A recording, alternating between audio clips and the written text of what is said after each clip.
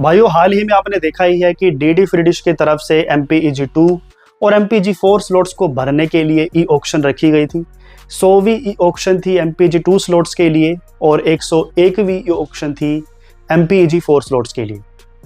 दुर्भाग्यवश दोनों ही e auction हमारे लिए खाली रही, किसी भी चैनल ने भाग नहीं लिया, लॉन्च नहीं हुआ। और हम अच्छे से जानते भी हैं कि इसके पीछे के कारण क्या है। जी हाँ, सबसे ज़्यादा बिड प्राइस, सबसे ज़्यादा ई ऑक्शन के चार्जेस,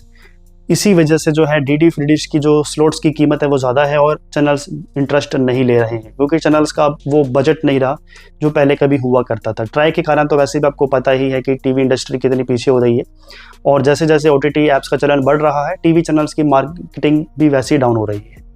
तो ये भी सबसे बड़ा कारण है। लेकिन डीडी फ्री डिश को अगर हम ये कहें कि वो बिड प्राइस कम नहीं कर रहा है, तो मुझे लगता है इसके पीछे भी एक बहुत बड़ा कारण हो सकता है, जिसके बारे में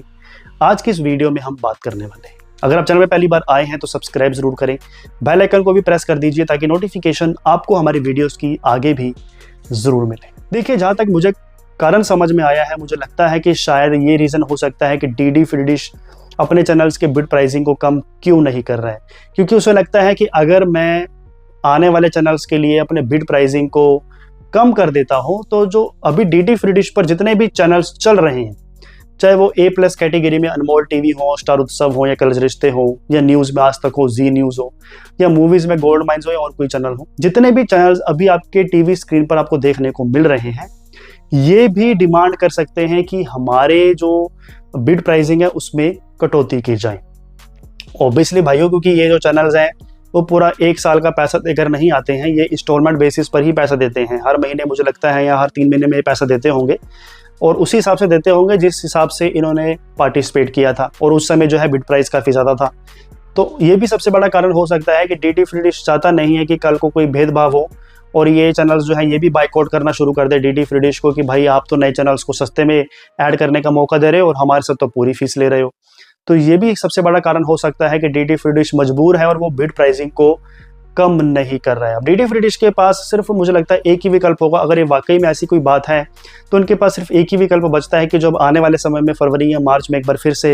एनुअल ई ऑक्शन होगी, वार्षिक ई नीलामी होगी, उस दौरान ही इनको अपने सभी स्लॉट्स की कीमतों में कटौती करनी पड़ेगी, ताकि सभी चैनल्स के साथ एक न्यूट्रल फैसला हो सके, सभी के साथ भेदभाव ना हो, और एक ही फैसले के तहत जो है चैनल्स पार्टिसिपेट करें उसी कीमत के अनुसार, और ज़्यादा से ज़्यादा संख्या में चैनल्स जो है वो पार्टिसिपेट भी करते हुए दिखाई दे पाएंगे। लेकिन फिलहाल जो इस स्लॉट्स की कीमत नहीं गिरा रहे हैं और चैनल्स को मौका नहीं दे पा रहे हैं, मुझे सबसे बड़ा इसका रीज़न यही लगता है कि जो बाकी शेष चैनल्स डीडी फ्री डिश पर अभी बने हुए हैं वो कहीं डिमांड ना करनी शुरू कर दें कि भाई हमारे जो चार्जेस आप ले रहे हो पूरे, उसमें भी हमें डिस्काउंट चाहिए, कटौती चाहिए। और अगर ऐसा डीडी फ्री डिश को करना पड़ गया तो डीडी फ्री डिश का नुकसान हो जाएगा, क्योंकि वो अच्छी खासी रकम जो है वो इन चैनल से वसूल रहा है, और नए चैनल्स को मौका देने के चक्कर में वो अपने पुराने चैनल से जो अच्छा खासा पैसा आ रहा है उससे वो गंवाना नहीं चाहता, जहाँ तक मेरे को लगता है। आपका क्या ओपिनियन है? आपको क्या लगता है कि ऐसा हो सकता है, संभव है? प्लीज़ अपना ओपिनियन कमेंट बॉक्स में ज़रूर दे सकते हैं आप।